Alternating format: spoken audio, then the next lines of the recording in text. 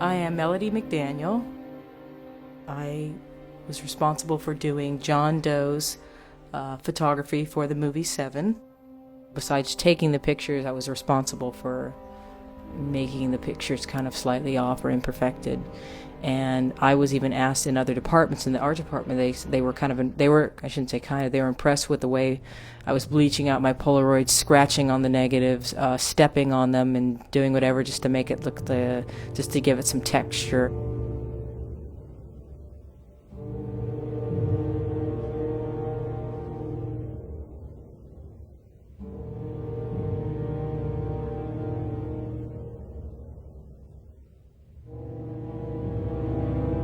For the gluttony photographs, I brought this old land camera in because I was imagining that John Doe was somewhat of an amateur photographer, so I visualized him just sort of going into a thrift store, a secondhand store, and buying a cheap camera that is like an old-fashioned camera and just kind of making it work.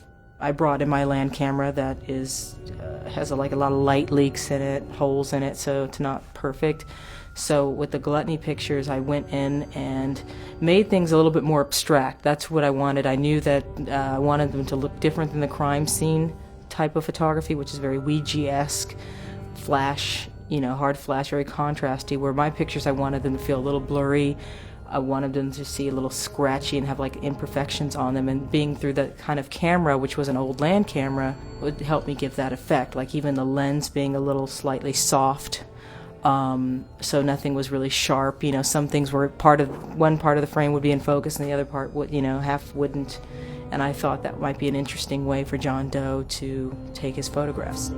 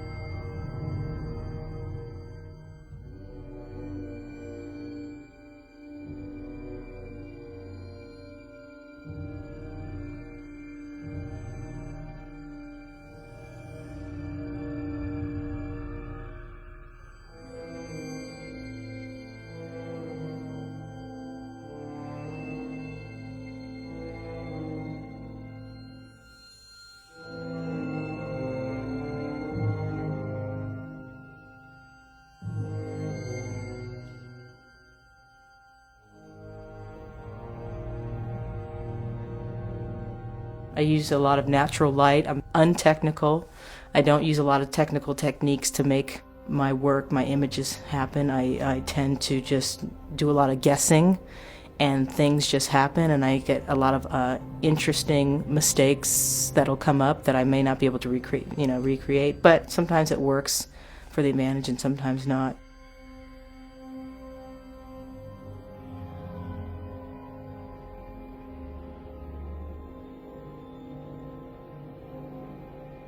This particular film I was using is called 665 Polaroid film, and it's black and white, and it comes with a negative, which is the only, I think, Polaroid film that comes with a negative. So it lets you alter it.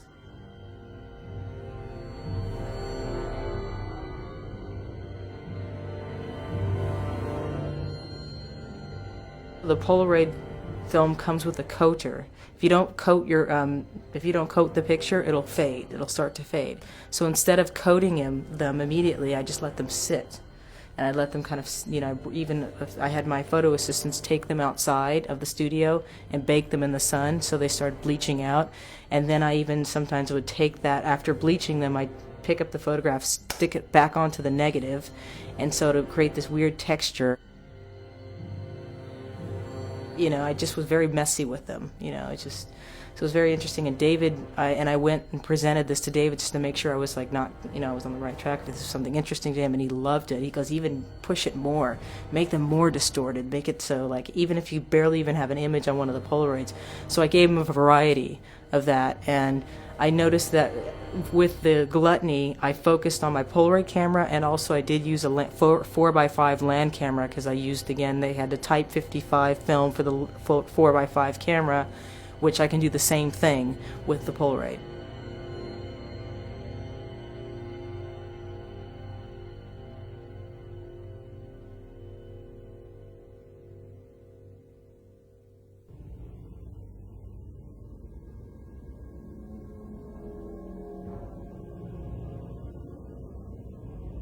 Just visually, for some reason, I just thought it was just a feeling I got, and I wanted, being that I also, as a photographer, I use like 3 or 4 different cameras depending on the type of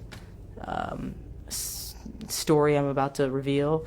I think each camera can tell a story. Sometimes one, just it's a feeling I got. And for Gluttony, I just thought Polaroid land camera was perfect, and also a 4x5 land camera. Now for Greed, 35 millimeter. That was it.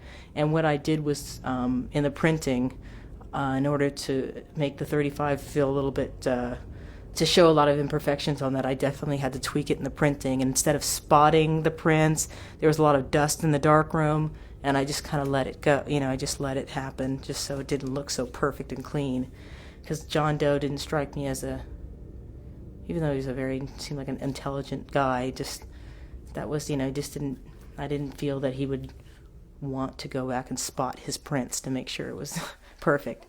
Again, not being experienced, I kind of walked in feeling a little, I shouldn't say a lot unsure of what I was going to do, but I just went with what I thought would be the best. And I started to set up as I had to pretend like I had to kind of get into John Doe's head, as if like, what are the steps he would take to get through to this, the lawyer I think I was supposed to kill through with the camera.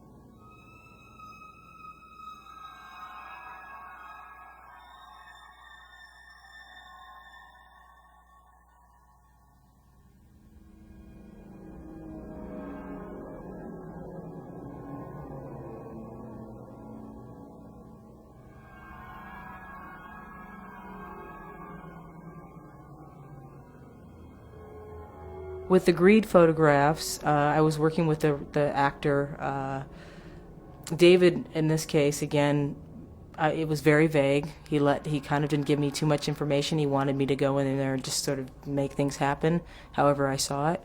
I just think it's just interesting when you have your photographs are telling a story, but they happen to be on a piece of paper as you're turning the page, or, I actually saw a book that was called A Paper Story, and I thought, or A Paper Movie.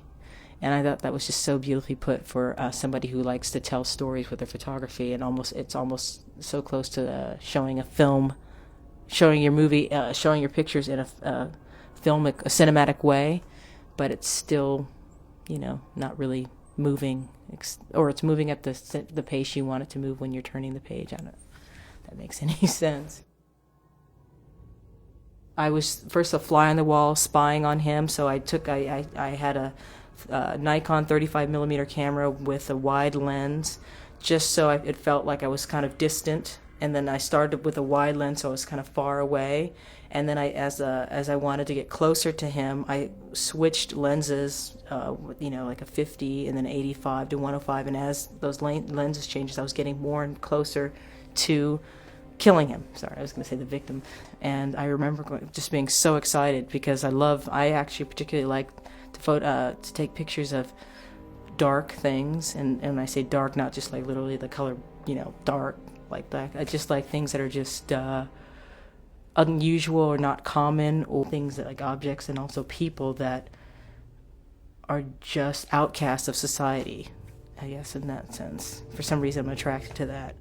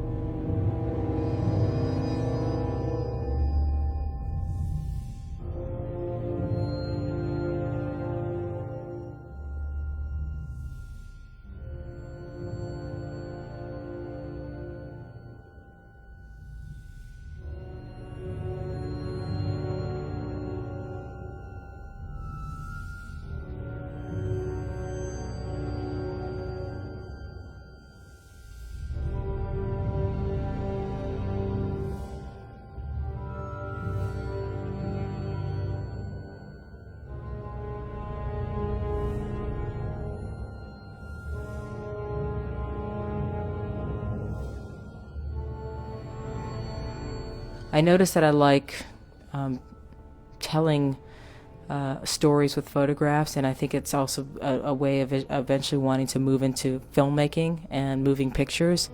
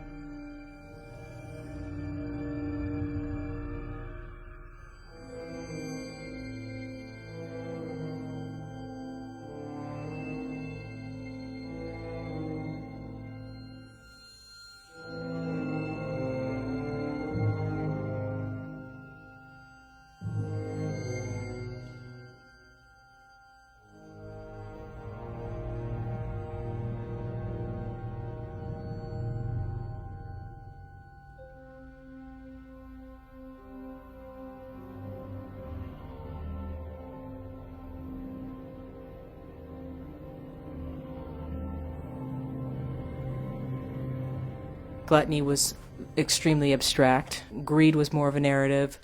And with lust, it was a combination of both, where I was trying to make a little narrative by interchanging lenses to get closer to her.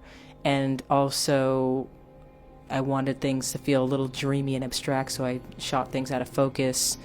The composition and the cropping was just way off, just so it looked spontaneous and just crazed for some reason. I just imagined John Doe just running around trying to keep up with her and without revealing himself. So I turned the lust into more of like a narrative along with a visual abstract with the photography.